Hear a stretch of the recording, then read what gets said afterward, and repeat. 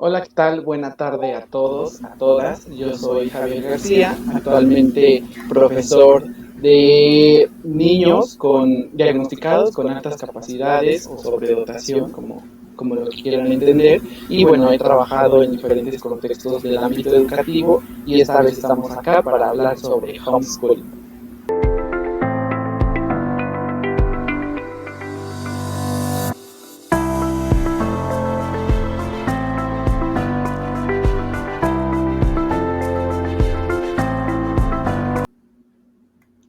El homeschooling o en español la escuela en casa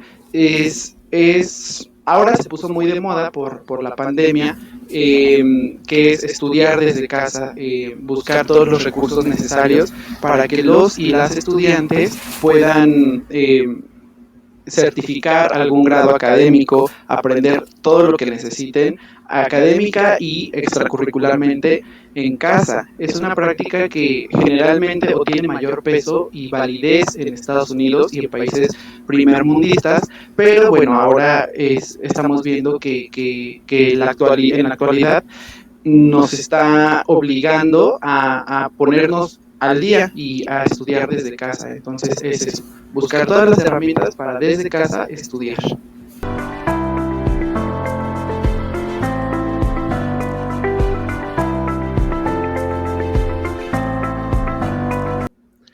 Ok, el homeschooling, la escuela en casa, se trabaja de acuerdo a las necesidades de los estudiantes. Recuerden que la educación siempre tiene que responder a las necesidades educativas de nuestros estudiantes. Entonces, esta práctica se utiliza para alumnos, digamos que estamos polarizados, para alumnos que tienen diagnóstico de altas capacidades, sobredotación, para alumnos que tienen barreras de aprendizaje, para alumnos que han sido incluso despedidos de escuelas, para alumnos que trabajan mucho en el extranjero como actores, actrices, como hijos de cirqueros. Esta práctica abarca como mucha población. Entonces, de acuerdo a la población en la que tengamos, vamos a escoger métodos de trabajo. Pero bueno, podemos elegir plataformas, rentar una plataforma educativa de alguna escuela particular. En México tenemos INEA, por ejemplo. Podemos elegir algún tiraje de libros. En México podemos elegir Trillas, podemos elegir Santillana, podemos elegir editoriales que van apegadas a los contenidos curriculares oficiales de la SEP y nos ofrecen un plus en cuanto a contenidos, en cuanto a conocimientos. Y además de nosotros trabajar con los contenidos oficiales, podemos buscar más recursos, como videos, como conferencias, como talleres en línea, como visitas a museo, como experimentos en casa, como documentales, como talleres, como, no sé, hay niños incluso por ahí, búsquenlos, que se llaman radioaventureros, que tienen su propio programa de radio. Entonces, dependiendo del tipo de niños que tengamos, es como la forma en la que podemos trabajar. Lo más recomendable es que se trabaje por proyectos, que los niños elaboren un proyecto y en ese proyecto nosotros vamos a englobar varias asignaturas, que trabajen con estudio de caso, que trabajen con el aprendizaje basado en problemas. En fin, podemos buscar muchas metodologías. Recuerden que siempre tenemos que tener un horario en casa, que siempre tenemos que tener también ayuda de profesionales, que siempre tenemos que tener lugar específico para trabajar. Entonces, esto va a depender de acuerdo a los objetivos que también como padres de familia, como alumnos nos planteemos, y entonces, bueno, de acuerdo a eso respondemos a nuestras propias necesidades educativas.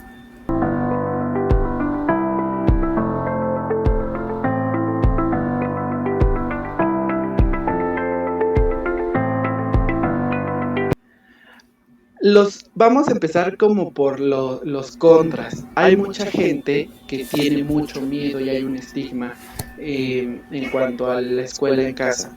El argumento que más escucho y que a veces quisiera yo como detenerme y decirles, oigan, no tengan miedo, no es así, no fomentemos esto, es el hecho de que muchos papás tal cual lo dicen, es que los niños si no van a la escuela no socializan, es que los niños necesitan tener interacción con otros de sus iguales para poder aprender.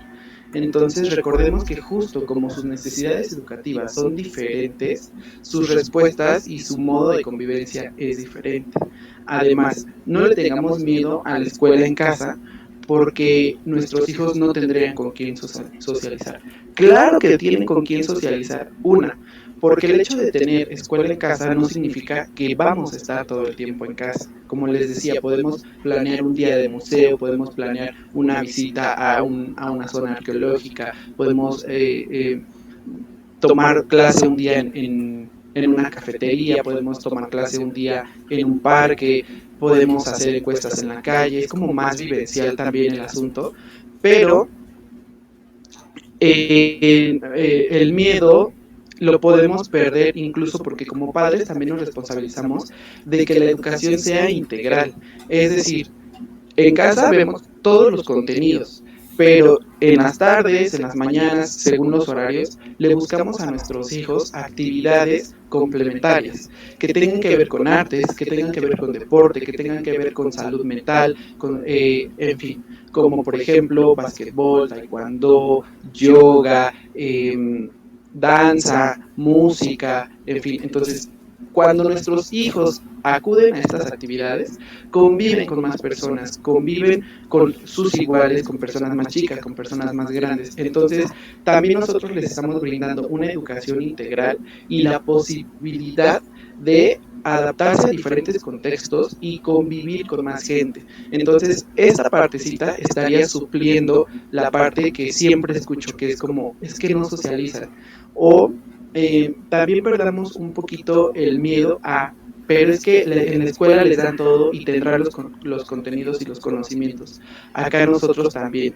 Una ventaja es que podemos manejar los tiempos, que podemos buscar más contenidos, más recursos, que vamos a nuestro propio ritmo de aprendizaje, que en fin, tenemos una gama de posibilidades para nosotros poder hacer que nuestros niños aprendan, se certifiquen y además sean felices con lo que están haciendo, que es muy importante.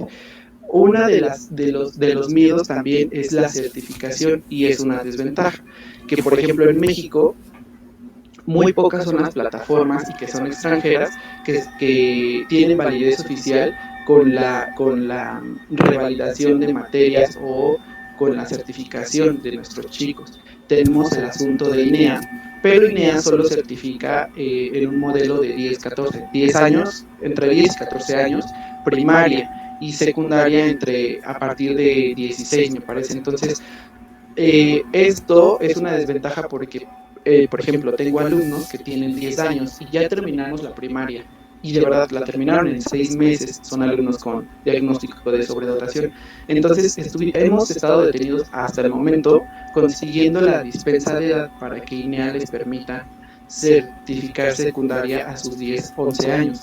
Entonces, esta es una desventaja, que en México no ha sido tan valorado el homeschooling como tal. Ahorita por el asunto de la pandemia y sigue a la batuta la SEP, pero de forma particular aún no hay como tantos recursos. Entonces, esa es una desventaja. Otra desventaja es que mi recomendación es que sus hijos, cuando están trabajando en casa, también trabajen con profesionales, que el pedagogo, el maestro, el psicólogo educativo se encarguen del aprendizaje de sus hijos y no ustedes como padres de familia. Esto de pronto se vuelve como un espacio muy cerrado, es decir, ustedes me podrán decir, bueno, pero ¿qué pasa con las familias que no tienen recursos para contratar un profesor particular? Entonces, ahí es donde sí se llega a cerrar un poquito, aunque hay instituciones que atienden estos casos o por ejemplo, INEA, que tiene sus plazas comunitarias y que los niños pueden ir ciertos días, ciertas horas a la semana y son atendidos. Entonces, bueno, estas son como algunas ventajas, desventajas de trabajar en casa.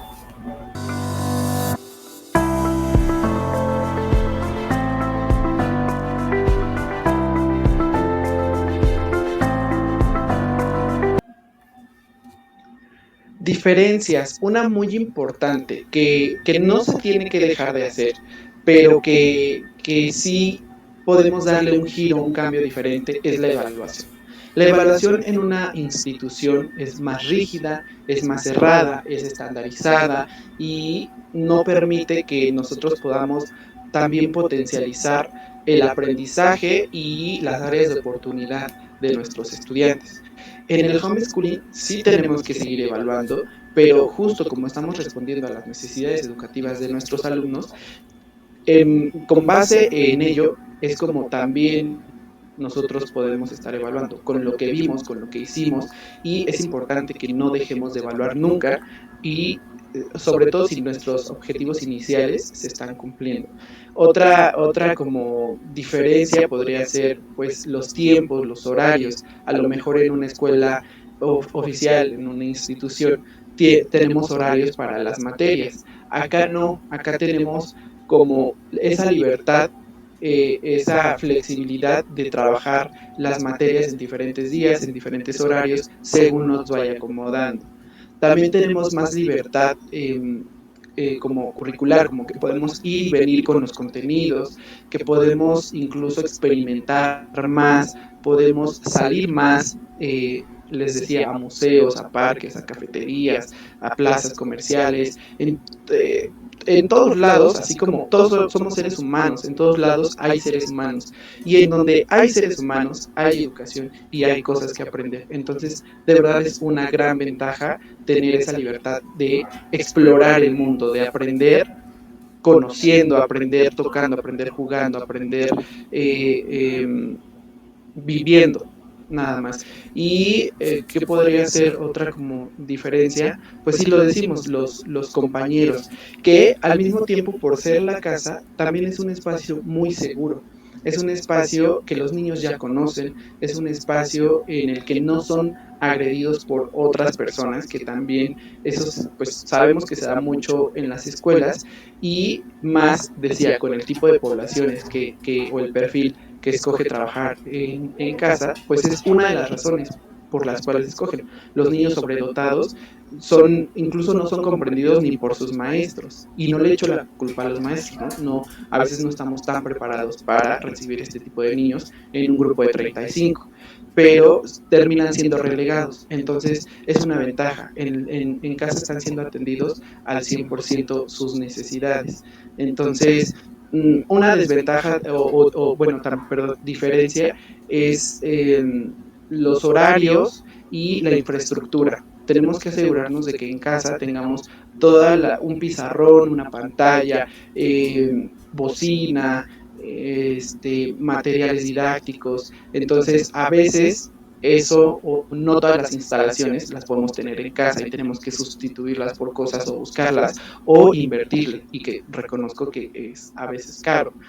O diferencia también, y que eso pareciera que no, pero sí, es la economía. Es decir, a veces en una escuela pagamos inscripción, pagamos paquetes de libros, pagamos uniforme, pagamos cuota. En casa no se paga todo eso. Entonces se sustituye por esa economía, por cosas que nosotros tenemos que procurar para nuestros hijos, para nuestros alumnos.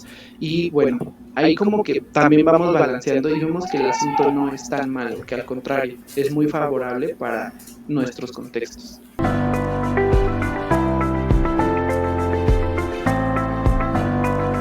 Creo que lo he mencionado a lo largo de la charla, porque es mi experiencia, es con quienes estoy trabajando en la actualidad. Niños diagnosticados con altas capacidades, niños con sobredotación, niños diagnosticados con autismo, niños diagnosticados con hiperactividad, niños diagnosticados con algún retraso mental, niños diagnosticados o más bien con barreras físicas para el aprendizaje, que a lo mejor tienen alguna parálisis y que de plano la infraestructura de una escuela, algo no les permite. Niños artistas, niños a lo mejor también hijos de personas que viajan mucho y por ende no pueden como estar en un mismo lugar, niños en población vulnerable, en poblaciones muy lejanas en donde justo no llega a la escuela y a veces ni con AFE o no es opción, también creo que estas son las poblaciones a las cuales podría ir dirigida, y también, ¿por qué no?, a niños que de plano deciden, o padres de familia que deciden que la escuela no es una opción por varias cuestiones, que ya es un debate abierto que hoy no corresponde, pero ya es pues como cuestión también de los padres de familia y de las decisiones, para bien o para mal, que toman para sus hijos, y esperemos que siempre sean a favor de ellos.